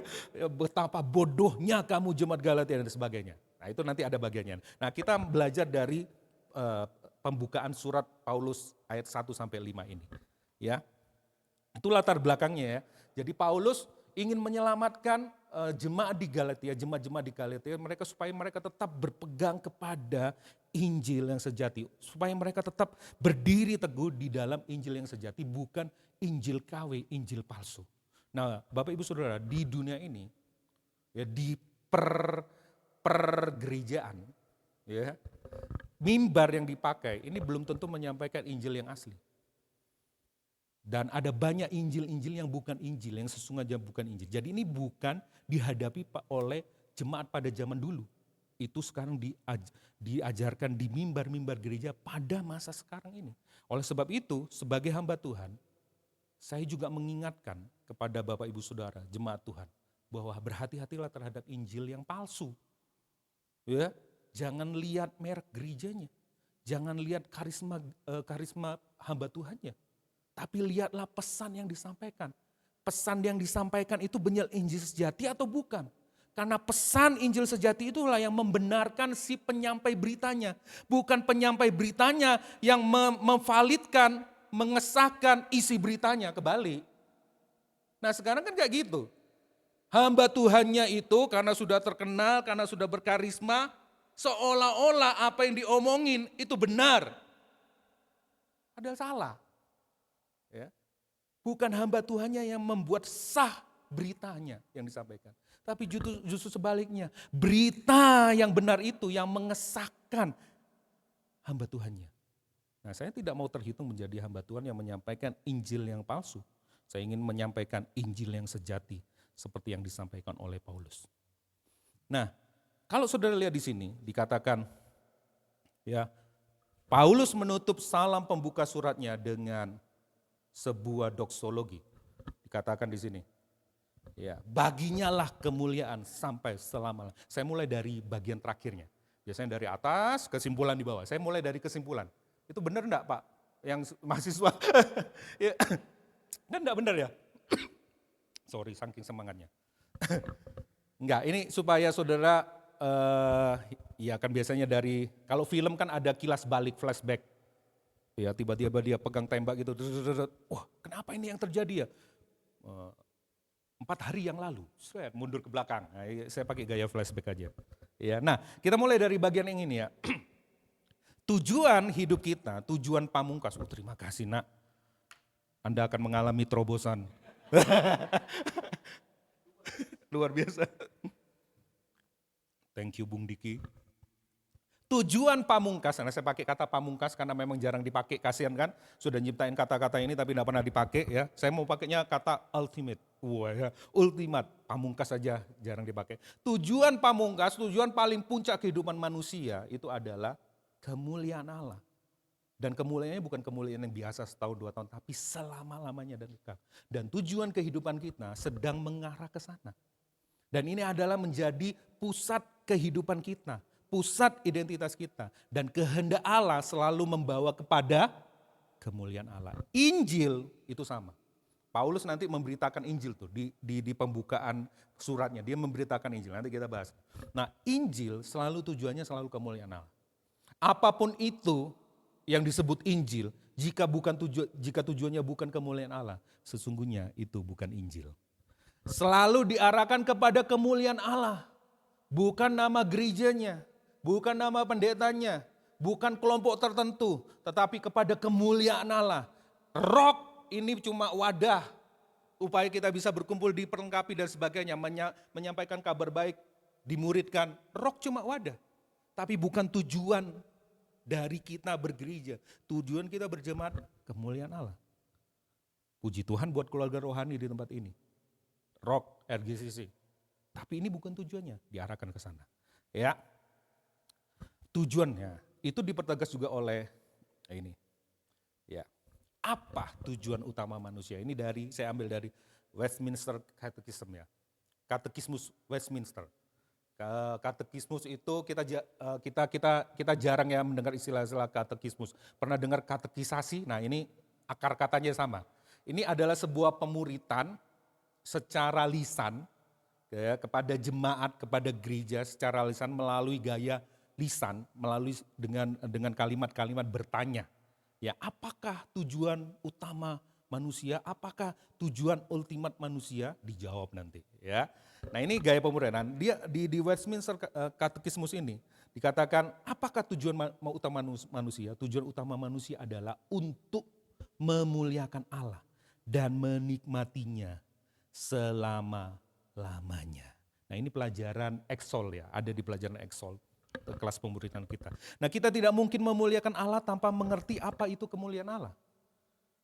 Ya, Nabi Yesaya menggambarkan itu dengan jelas, Yesaya 6 ayat 3 dikatakan, dan mereka berseru seorang kepada yang lain, katanya kudus, kuduslah Tuhan, Tuhan semesta alam, seluruh bumi penuh kemuliaannya. Dikatakan kudus, kudus, kudus, di ujung seluruh bumi penuh kemuliaannya. Seharusnya yang cocok kan kudus, kudus, kuduslah Tuhan. Seluruh bumi penuh kekudusannya. Tapi apa itu kemuliaan Tuhan? Kemuliaan Tuhan itu merupakan manifestasi dari kekudusannya. Kudus, kudus, kudus, seluruh bumi melihat kemuliaannya. Melihat siapa Allah, melihat identitasnya. Kekudusannya adalah siapa Allah sebagai Allah. Itu kemuliaan Allah dan kita diciptakan untuk itu. Untuk pribadinya Allah. Ya, yang tidak ada seorang pun dapat menyamai. Allah berada di kelas yang berbeda. Ya, Allah tidak ada yang menyamai. Tadi ayat pembukaannya, call to worship, dia pencipta alam semesta. Dari semua yang belum ada, dia dulu ada. Akan ada dan tetap ada sampai selama-lamanya. Itu Allah kita, tidak bisa disaingi oleh apapun. Berbeda. Dan kemuliaannya adalah membicarakan tentang semua karakter Allah, semua natur Allah yang luar biasa itu. Allah itu mulia. Itu artinya bisa Allah itu betapa mulia, betapa agung, betapa mahalnya, betapa bernilainya dia. Itu kita diciptakan untuk, itu kehendak Allah. Allah menciptakan kita bagi dirinya sendiri. Allah adalah pribadi yang langka. Saudara pernah lihat emas? Emas kok disebut berharga, kenapa? Ini perbandingan yang tidak sempurna, karena dia langka. Kalau emas itu ada di mana-mana, enggak laku kan? Karena emas langka, maka dia berharga. Di samping itu apa lagi? Bukan cuma langka, tapi permanen. Ada ikan langka, pernah lihat ikan langka, harganya mahal kan? Tapi dia tidak permanen, dia bisa mati. Dia bisa busuk. Tapi emas ini, ya, korosi itu apa? Apa lagi korosi? Karat, tidak bisa menyentuhnya, permanen. Ini perbandingan tidak sempurna ya, supaya bisa menggunakan Allah. Dan bukan cuma itu saja, bisa diakses. Coba saudara punya batu, saudara tahu ada batu mulia yang lebih mahal dari emas, tapi ada di bawah perut bumi. Ya semahal-mahalnya, seberharga-berharganya, siapa yang mau ya di bawah perut bumi men, deket neraka berarti kan. Siapa yang bisa? Nah, tiga ini yang membuat Allah itu luar biasa. Dia di kelas yang berbeda, tidak ada yang sama seperti dia, tidak akan pernah ada sebelum dan sesudah. Dia langka, dia jenis yang berbeda. Makanya kenapa kok kita harus gentar dan takut ketika beribadah. Iya kan? Ya dia bisa ditipu. Masih scroll HP, lihat TikTok pas ibadah. Saudara harus lihat, dia berada di kelas yang berbeda. Dia tidak sama dengan saudara dan saya. Dia berbeda, jangan menganggap diri kita, oh, aku sama kok, konco kita sama Tuhan. Oh, dia pencipta kita. Terus dia itu punya apa? Kemuliaannya, keberhargaannya itu kekal. Kripto saudara bisa naik turun. Ini keberhargaannya Tuhan itu kekal. Dan ini dia yang keren. Dan itu semua tidak ada bergunanya. Tidak berguna jika tidak bisa diakses. Waktu di Taman Eden, Tuhan bisa diakses. Tapi ketika dosa masuk, seketika itu, dia tidak bisa diakses. Keberhargaan kita yang sejati itu terputus. Tapi puji syukur kepada Tuhan. Ada Tuhan Yesus Kristus yang menjadi pengantara kita.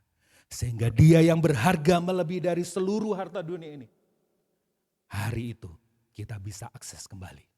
Tidak ada seorang pun yang sampai kepada Bapa tanpa melalui aku. Itu keren saudara.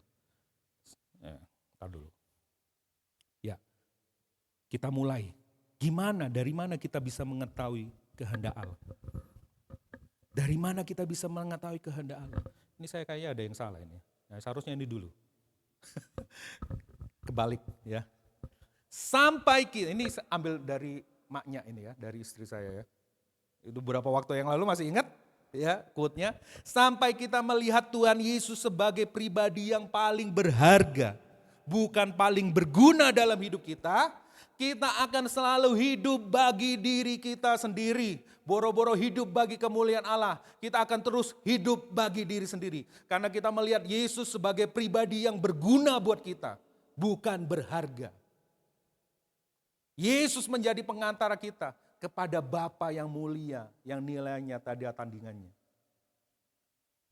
Dan kita belajar hari ini seperti ini. Gimana?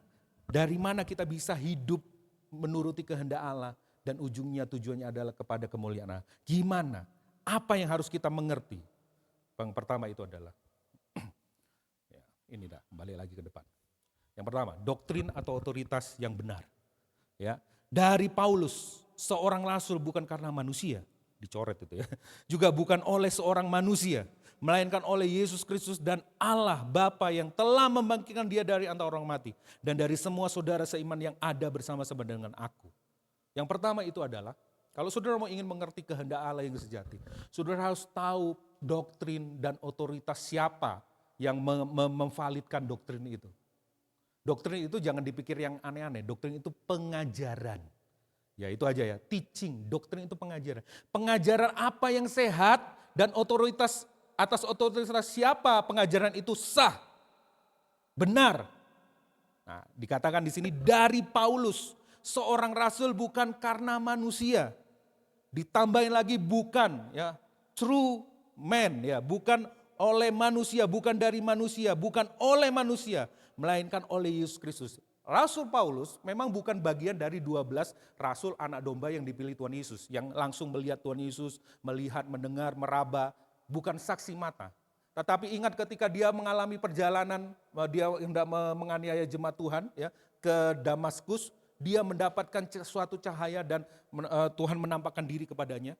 Dan sejak hari itu dia bertobat ceritanya. Ya. Dan di sanalah Paulus mendapatkan wahyu pengajaran. Nah, itu diikuti makanya ya. Ini seperti seri Korea gitu ya. Disitulah Paulus nanti mendapatkan hal-hal yang sifatnya revelation, yang sifatnya pewahyuan yang luar biasa. Nanti itu dikonfirmasi oleh rasul-rasul yang ada di Yerusalem. Nah, Paulus terhitung menjadi rasulnya Yesus Kristus meskipun dia tidak melihat Yesus secara langsung. Tetapi di perjalanan ke Damaskus dia melihat Yesus. Dan Roh Kudus sendiri nanti yang mengajar Yesus. Dan itu dikonfirmasi oleh bapak-bapak gereja, soko guru gereja, Petrus, Yakobus yang ada di Yerusalem. Nanti ada ceritanya. Ya, nah, itu bagian pengkhotbah yang lainnya itu nanti ya. Nah, dikatakan aku ini Paulus rasul. Rasul itu artinya apostol, itu artinya diutus. Aku ini bukan diutus oleh lembaga gereja, aku bukan diutus oleh satu kelompok organisasi, aku diutus oleh Yesus sendiri. Kalau saya diutus oleh Roh, saya tidak bisa ngomong, saya tidak langsung dari Tuhan Yesus, lari langsung jemaatnya. Ya, saya pengantaranya, saya orang setelah Tuhan Yesus. Kalau kamu mau ketemu Tuhan Yesus, lewati aku. Wah, itu lari pasti bubar ini jemaatnya. Ya, tapi Paulus tidak, Paulus ngomong, aku ini rasulnya Yesus Kristus. Dikatakan apa yang aku sampaikan, itu adalah perkataan Yesus sendiri. Sah, dan itu sudah dikonfirmasi oleh jemaat Tuhan. Dikatakan di situ ya, di ayat yang kedua, yang ada bersama-sama dengan aku. Yang ada bersama-sama dengan aku bukan cuma rekan pelayanannya, tapi juga adalah rasul-rasul anak domba yang mengkonfirmasi kesaksiannya Paulus. Aku dapat penglihatan. Oke, gimana? Apa yang kamu dapat selama beberapa lama? Ini dia. Wah, cocok ini.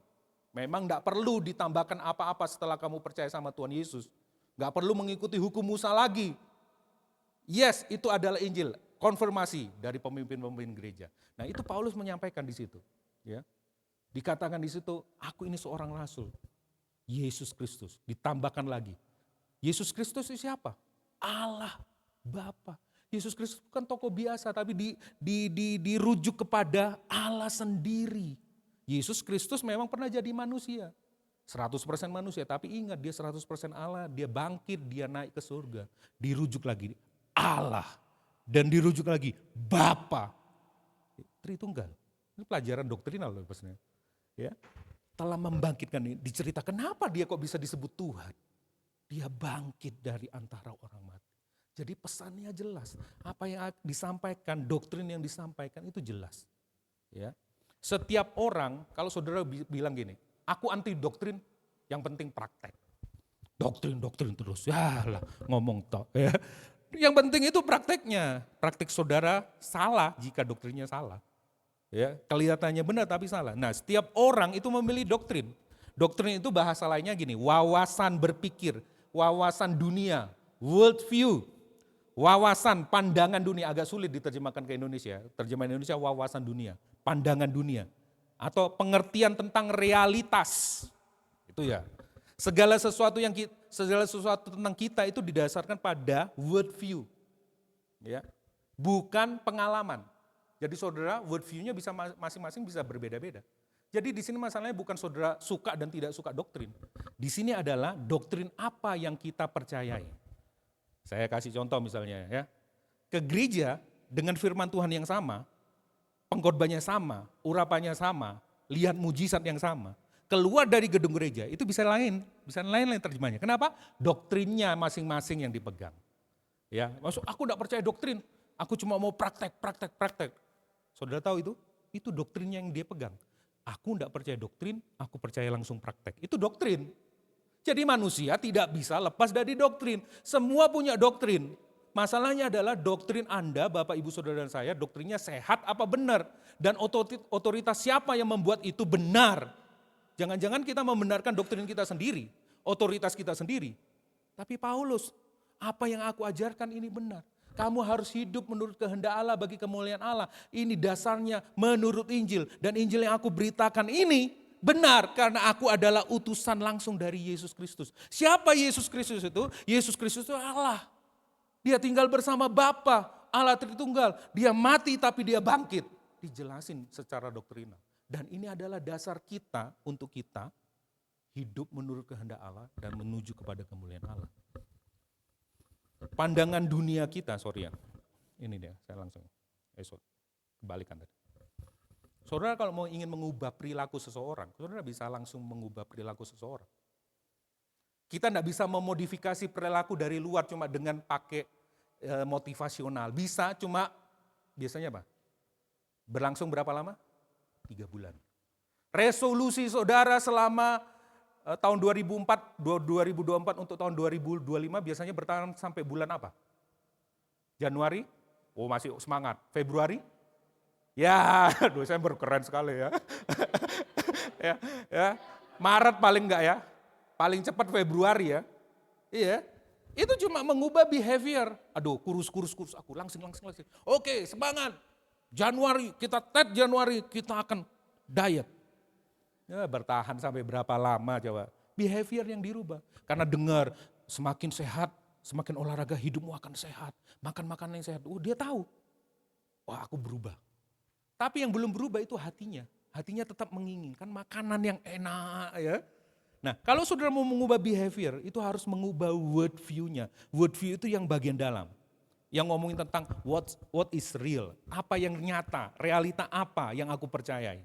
Nah baru dari situ ada yang namanya belief system. What is true, apa yang benar. Baru setelah itu nilainya di luar itu.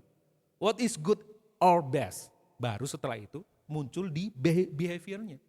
Nah kalau saudara mau lihat apa yang dirubah di luar, enggak bisa cuma bagian luarnya aja. Tetapi harus masuk ke word view-nya. Makanya konseling itu harus masuk ke terobos ke word view-nya. Ada yang punya word view, uang itu segalanya.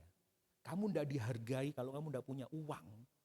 Kamu akan dihargai, dihormati kalau kamu punya uang. Itu word view. Ya. Orang yang sama-sama kena kanker, ya, stadium parah, hasilnya bisa berubah, bisa berbeda. Penyakit yang sama tapi responnya berbeda. Yang satunya merasa udah ada harapan mati aku habis ini. Ya. Kenapa kok Tuhan tidak tolong padahal aku sudah kasih persepuluhan. Kenapa Tuhan aku kan sudah baik, aku orang baik. Mbok ya yang orang jahat itu loh dikasih kanker. Aku kan baik Tuhan. Doktrinnya yang ngomong kayak gitu. Word view-nya yang ngomong kayak gitu. Tapi yang satu, Tuhan engkau sudah menanggung dosaku yang lebih buruk dari kanker 2000 tahun yang lalu. Dan hari ini aku mengalami ini. Aku bisa melihat engkau jauh lebih indah dari mujizat yang bisa engkau bikin Tuhan. Aku bersyukur engkau tidak pernah meninggalkan aku. Beda kan kenapa? Word view-nya beda. Kenapa kok doktrin itu penting? Saudara bisa meremehkan doktrin. Kenapa? Di luar sana akan ada banyak penyesatan. Ada banyak Injil KW. Injil palsu. Dan oleh sebab itu tanggung jawab gereja hamba Tuhan untuk mengedukasi, mendidik jemaat Tuhan supaya tidak terombang-ambing oleh angin pengajaran. Ya. Yang berikutnya itu adalah otoritas siapa yang kita percayai. Ya, dikatakan kata rasul itu sifatnya diutus. Apa yang membuat Rasul Paulus ini sah? Ya, tadi itu sudah disampaikan, Yesus sendiri yang mengutus dia. Ya. Dia memang bukan Rasul 12 murid yang dipilih Yesus, tapi dia mendapat pesan Injil yang sama dari Yesus Kristus ketika dia berjalan menuju ke Damaskus. Saya mau ngomongin tentang ini saudara. Ya ini ya, epistemologi. Matematika diajarin ini? Matematika? Epistemologi, theory of knowledge. Ya, apa itu saudara? Saat kita bicara tentang otoritas, yang kita percaya dalam pikiran kita, maka itu masuk dalam ranah filosofi sebenarnya. Apa yang membuat saudara yakin bahwa cerita ini adalah sah? Misalnya, kalau sudah sore maghrib itu saudara harus masuk rumah, nanti dibawa sama wewe gombel. Apa yang mengesahkan cerita itu? Otoritas siapa yang ngomongin itu bahwa saudara harus? Tidak ada. Kita mau cari kebenarannya gimana? Nah itu supaya anak-anak kalau sore itu cepat pulang, belajar roh ya. Jangan keluyuran kemana-mana. Nanti digondol bawa gombel dan sebagainya. Dan ada banyak di luar sana hal-hal yang seperti itu. Di ekonomi, di mana di apa bidang yang lainnya. Ya termasuk di bidang kekristenan. Kita perlu cari ya kebenarannya apa. Theory of knowledge ini apa? Apa yang membuat saudara yakin, apa yang saudara yakini. Dari mana keyakinan itu datang? Dari mana kepercayaan itu datang? Sah apa enggak? Nah itu pertanyaan kepada saudara. Apa yang membuat saudara menjadi orang Kristen? Apa yang membuat saudara percaya apa yang saudara percayai? Jangan-jangan kita tidak tahu apa yang kita percayai dan kita tidak mau apa yang kita percayai. Ya pokoknya hidup jadi orang Kristen. Dari dulu aku lahir orang Kristen. Kita tidak pernah cari tahu teori of knowledge-nya. Ini sah apa enggak sih firman Tuhan ini? Iya kan? Kita ada angin pengajaran apa, kita ikut. Oh orang itu sakti loh, naik turun surga berkali-kali. Iya kan? Nah kita langsung, ini keren ini. Kita langsung sah ini otoritasnya. Naik turun surga men. Makanya kamu jangan ngomong sembarangan sama hamba Tuhan yang naik turun surga. Yang balikannya nanti ada lagi. Ya naik turun neraka. Naik turun neraka, sah ini, sakti ini. Nah saudara dia ombang-ambingan angin pengajaran. Kita langsung ngomong, ini otoritas yang benar. Cek dulu di dalam firman Tuhan benar enggak? Siapa otoritas ketika tertinggi? Firman Tuhan. Nah ini harus dididik saudara. Seperti ini contoh ya. Ya epistemologi nih. Saat kita bicara tentang ini sudah mengarah kepada arah filosofi, ranah filosofi. Karena doktrin kita itu akan mempengaruhi filosofi hidup kita. Dan ini ada ilmunya yaitu namanya epistemologi. Epistemologi itu bukan bicara tentang apa yang kita ketahui. Tetapi kalau kita tahu sesuatu itu dari mana? Kok bisa muncul kayak gitu dari mana? Kita bisa jelasin. Makanya apologet Kristen kan menjelaskan tentang ini. Kok bisa Allah menciptakan langit dan bumi? Sebelum Allah ada Allah kah? Oh itu kan kita ngomong. Nah kenapa kok kita harus pintar? Karena kita harus dipimpin oleh Roh Kudus hari ini, bukan cuma pintar, berhikmat dan pimpin Roh Kudus. Kenapa kok orang-orang muda harus dididik hari ini sekarang? Karena perjuangan ke depan jauh lebih berat. Nah ini kan, apa yang saudara percayai, kenapa saudara mempercayai apa yang saudara percayai, dan dari mana apa yang saudara percayai, saudara bisa ngomong itu sah, itu berotoritas atas hidup saudara. Pelajari. Nah lewat Galatia ini kita belajar. Kalau saudara ingin mengetahui kehendak Allah yang sejati, cari. Otoritasnya siapa yang bicara. Kalau saudara mau enggak? Kalau yang ngomong itu siapa gitu ya. Kamu tahu dari mana? Dari Pak Gogon. Pak Gogon siapa? Ya kan? Kan tidak berotoritas. Kok kamu tahu itu dari mimpinya si ini Pak siapa? Pak Burhan. Pak Burhan siapa? Kan enggak tahu kita. Ketawa dia. Ya. Dari mana? Saudara cek and recheck. Dan firman Tuhan itu menjadi alat bagi kita untuk cek dan diceknya. Pertama doktrin itu penting, yang kedua itu adalah atas dasar otoritas siapa doktrin ini dirilis, doktrin ini bisa dipercayai. Nah, saya harap ini pertanyaan ini mengganggu hidup saudara sebagai orang Kristen, entah berapa belas tahun Anda menjadi orang Kristen. Yang kedua, yang terakhir, cepat ya, refleksi hati dulu. Apakah kita sudah memiliki wawasan dunia Kristen dengan benar? Atau kita cuek? Enggak peduli aku. Ya hidupi sekarang ini aja lah. Ya apa yang kata gereja ikutin, yang baik ikutin, yang tidak baik tidak usah diikutin. Ya aku pasif aja lah seperti ini. Atau jangan-jangan kita tidak paham dan tidak mau paham apa yang kita percayai. Dan mengapa kita mempercayai apa yang kita percayai. Sehingga hidup kita mudah diombang-ambingkan oleh angin pengajaran. Pengajaran ngomong, Yesus ada di situ, melakukan mujizat, ke sana semua. Yesus ada di situ, lakukan mujizat, ke sana semua. Kita diombang-ambingkan oleh angin pengajaran. Ada pengajaran yang luar biasa lagi, lari ke sana, alhasil kena penyesatan. Makanya beberapa anak muda kena penyesatan gereja dari Korea kan. Apa mereka enggak tahu ini otoritas siapa yang bicara seperti ini. Kok lain otoritasnya ya? Yang aku percaya adalah otoritas di dalam Yesus Kristus sebagai pengantara kepada Bapa. Tapi ini kok lain ya? Kok pendetanya sendiri yang dijadikan pengantara? Nah ini kan beda sudah. Ayo coba refleksikan hati kita. Dan Paulus itu tegas. Paulus tidak peduli mau dibenci orang. Yang penting aku harus menyampaikan Injil yang sejati kepada jemaat Tuhan. Dia berani untuk itu. Ya, refleksikan hati kita. Yang kedua itu adalah anugerah damai sejahtera yang menyertai. Anugerah menyertai kamu dan damai sejahtera dari Allah Bapa kita dan dari Tuhan Yesus Kristus yang telah menyerahkan dirinya karena dosa-dosa kita untuk melepaskan kita dari dunia yang jahat sekarang ini. Menurut kehendak Allah dan Bapa kita. Saudara, saya mau kasih tahu kepada Bapak Ibu Saudara. Mencari kehendak Tuhan itu memang harus. Ya, Ko Alek ini sering bersaksi ya, pindah kerja. Mencari kehendak Tuhan pasti berdoa dan harus. Tapi saudara harus tahu bahwa kita ini lebih cenderung fokus kepada kehendak Tuhan yang kecil-kecil. Bukan berarti itu tidak boleh dipersiapkan, boleh dipersiapkan, didoakan, masalah pasangan hidup, pindah kerja, pindah rumah, pindah tempat, apalah, dan macam-macam. Itu perlu didoakan, perlu difikirkan, dievaluasi, dibanding-banding. Oke, ya. Tapi saudara harus perlu sadari bahwa dalam saudara mencari kehendak Tuhan, mana yang aku harus lakukan. Itu tidak seperti saudara membaca peta. Dikasih petanya gitu, A, B, C, D, jelas ini ya. Enggak. Ada di sini kalau mencari kehendak Tuhan untuk mau pindah kerja, mau cari kuliah, langsung Tuhan jelas, ini, pilih yang ini, langsung enggak ada. Tapi saudara, Tuhan bisa menggunakan kehendak bebas saudara, Tuhan bisa merestui itu, ya tentunya kalau itu selama itu tidak melawan firman Tuhan dan sebagainya, Tuhan akan bergerak di situ. Apapun yang Anda pilih, Tuhan menghormati. Tapi Tuhan akan terus menuntun kepada rancangannya yang sempurna, yaitu tadi itu, menuju kemuliaan Tuhan. Bisa kita salah karena kita tidak peka ya, dan tengah jalan kita salah pilih. Ya, aduh salah pilih. Tapi Tuhan tetap memegang tangan saudara, diarahkan kepada tujuan yang semula, yaitu kemuliaan Allah.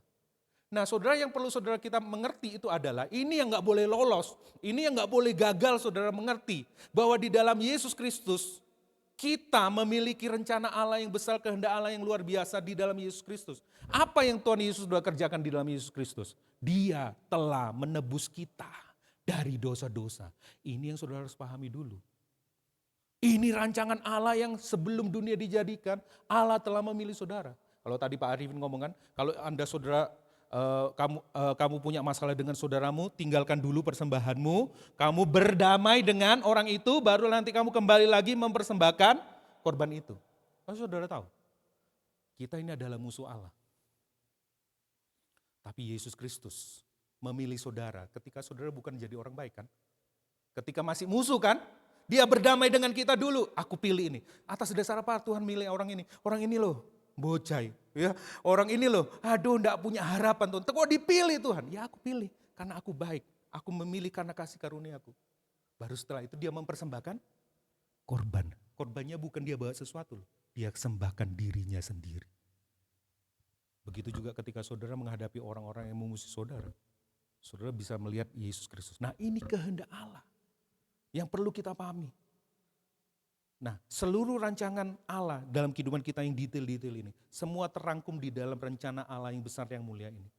Anugerahnya menyertai dan damai sejahtera. Ini bahasa orang Kristen pada zaman itu. Dan ini menjadi bahasa yang sama buat kita. Anugerah menyertai damai sejahtera dari Allah Bapa kita. Anugerah itu apa? Sesuatu yang tidak layak kita terima. Kita ini orang jahat tapi diselamatkan oleh Tuhan. Nah, itu rancangan Allah. Kehendak Allah yang luar biasa. Coba lihat diri kita sendiri. Tapi bukan cuma berhenti sampai itu. Anugerah juga memampukan kita menghidupi apa yang Allah telah lakukan dalam kehidupan kita melalui Yesus Kristus. Anugerah yang sama. Jadi bukan cuma sekedar menebus tapi menyertai kita. Dan lewat itu muncullah yang namanya damai sejahtera. Damai sejahtera bukan berarti tidak ada masalah. Damai sejahtera itu saudara bisa rest apapun keadaan saudara. Baik di tinggi, baik di bawah, saudara bisa rest di dalam hadirat Tuhan. Kenapa? Karena Yesus Kristus telah menjamin itu semua. Ya.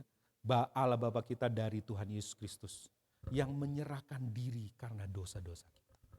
Bukan cuma menyerahkan diri, tetapi substitusi, menggantikan posisi dosa kita. Kita menjadi orang benar, Yesus yang orang benar menjadi berdosa karena keberdosaan kita. Kita orang berdosa dijadikan orang benar karena kebenaran yang Yesus buat. Nah, seperti itu. Itu seperti kayak kita ujian gitu. Teman kita pinter, setiap ujian pasti nilainya 100. Saudara ini nggak pernah belajar, nonton Netflix terus, nonton drakor, waduh nggak belajar gitu ya. Wah kosong melompong gitu ya. Waduh gak iso ngerjain. Pernah ngalami kayak gitu? Saya pernah dulu di SMA. Waduh kosong men. Ya pilih gimana ya kosong itu. Tiba-tiba teman saudara yang di samping saudara yang nilainya 100 terus itu. Ambil kertas saudara, kertasnya dia yang isinya yang pasti nilainya 100 dikasih ke saudara. Dan kertas saudara yang kosong dibawa ke guru saudara. Dia taruh. Jadi yang seharusnya dia dapat 100, dia dapat 0. Saudara yang seharusnya dapat 100, dapat 0, saudara dapat 100. Itu grace, itu anugerah. Dan bukan cuma itu kan masa depan nanti kita. Dikatakan melepaskan kita dari dunia yang jahat sekarang ini. Kalau kita ngomong, aku tidak bisa lepas dari ikatan ini. Anugerah yang sama itu memampukan kita untuk kita bisa lepas dari dosa yang mengikat kita. Itu dari dunia yang jahat sekarang ini. Jadi bukan cuma masa lalu, sekarang ini. Memang kita masih bisa berdosa di dunia, tapi kita dikasih kemampuan untuk kita mengatasi kuasa dosa. Hukum dosa sudah diselesaikan. Kamu sudah jadi orang benar. Tapi kamu masih bisa berdosa kan. Makanya hashtag di tempat ini namanya apa? Home for the imperfect. Rumah bagi orang-orang yang tidak sempurna. Yang terus mau disempurnakan, dikuduskan bagi kemuliaan Allah Bapa melalui Yesus Kristus. Dan itu adalah kehendak Allah yang kita harus sadari dan hidupi. Lewat ini menjadi gambaran besarnya. Gambaran besarnya. Saudara bekerja itu gambaran kecilnya dan semua akan diarahkan ke sana. Menuju kepada keserupaan Kristus. Menuju kepada apa? Kepada kemuliaan Allah. Ya, lanjut. Refleksi hati. Apakah kita dapat tenang di dalam anugerah dan damai sejahtera Allah? Karena Allah senantiasa berinisiatif bersama dengan kita di dalam setiap keadaan dan musim hidup kita. Sulit kita kadang-kadang memilih ya harus apa, tapi tidak usah khawatir. Masalah terbesar kita, dosa dan kematian, itu sudah dibereskan sama Tuhan. Pilihlah, tidak usah ragu-ragu, tetap evaluasi, pilih. Allah beserta kita. Anugerah dan damai sejahteranya akan menuntun kita. Tidak mungkin salah. Pak, meskipun salah, Tuhan akan tetap menuntun kita. Aduh aku kok milih jurusan ini. Gak ada yang kebetulan. Roma 8:28 ngomong apa? Semua mendatangkan kebaikan bagi mereka yang mengasihi Dia, yang terpanggil sesuai dengan rencananya. Duh kok pernikahanku gagal ya? Dia juga tahu. Dia enggak kaget, dia enggak panik. Kok aku gagal ya sampai sini pernikahanku ya? Dia tahu. Kembali ke lihat Yesus. Rancangannya indah dari sebelum dunia dijadikan. Inilah yang membuat kita bisa rest di dalam Kristus. Ya. Ayo, mari kita kalibrasi hati kita. Selesai. Tanpa Injil, tanpa cerita Injil, tanpa gospel story, doktrin menjadi abstrak. Jadi kayak buku pelajaran matematika, biologi, fisika, kan ada ceritanya tuh, iya kan? Tetapi tanpa doktrin, Injil menjadi tidak memiliki makna. Ya kayak cerita-cerita biasa, ya cerita-cerita inspiratif, tidak ada nilai-nilai apanya di dalam, mungkin cuma nilai-nilai moral gitu. Tapi tidak ada sesuatu yang sangat-sangat bermakna yang menembus hati kita. Dan arti penting bagi kita. Tidak punya makna, tidak punya arti.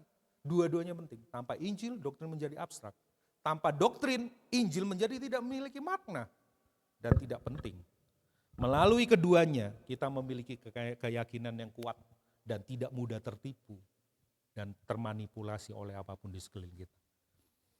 Jika Allah yang dari awalnya berinisiatif, melalui Yesus Kristus, membawa kita kepada kesempurnaan seperti yang Bapa kehendaki. Menurut kehendak dan kerelaannya. Ya. Dari semula, maka Allah jugalah yang akan bertanggung jawab menopang kita dan menyelesaikan menuju kepada kesempurnaan kemuliaannya. Kalau Dia yang memulai, Dia juga yang akan mengakhirinya dengan sempurna dalam setiap kehidupan kita. Tuhan Yesus memberkati. Mari kita berdoa. Saya undang Jemaat Tuhan bangkit berdiri.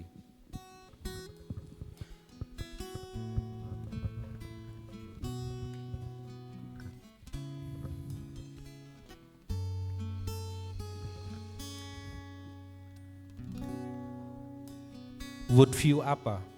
Pandangan dunia apa yang masih harus kita selaraskan? Yang harus kita tinggalkan? Yang harus kita ganti di tahun 2025?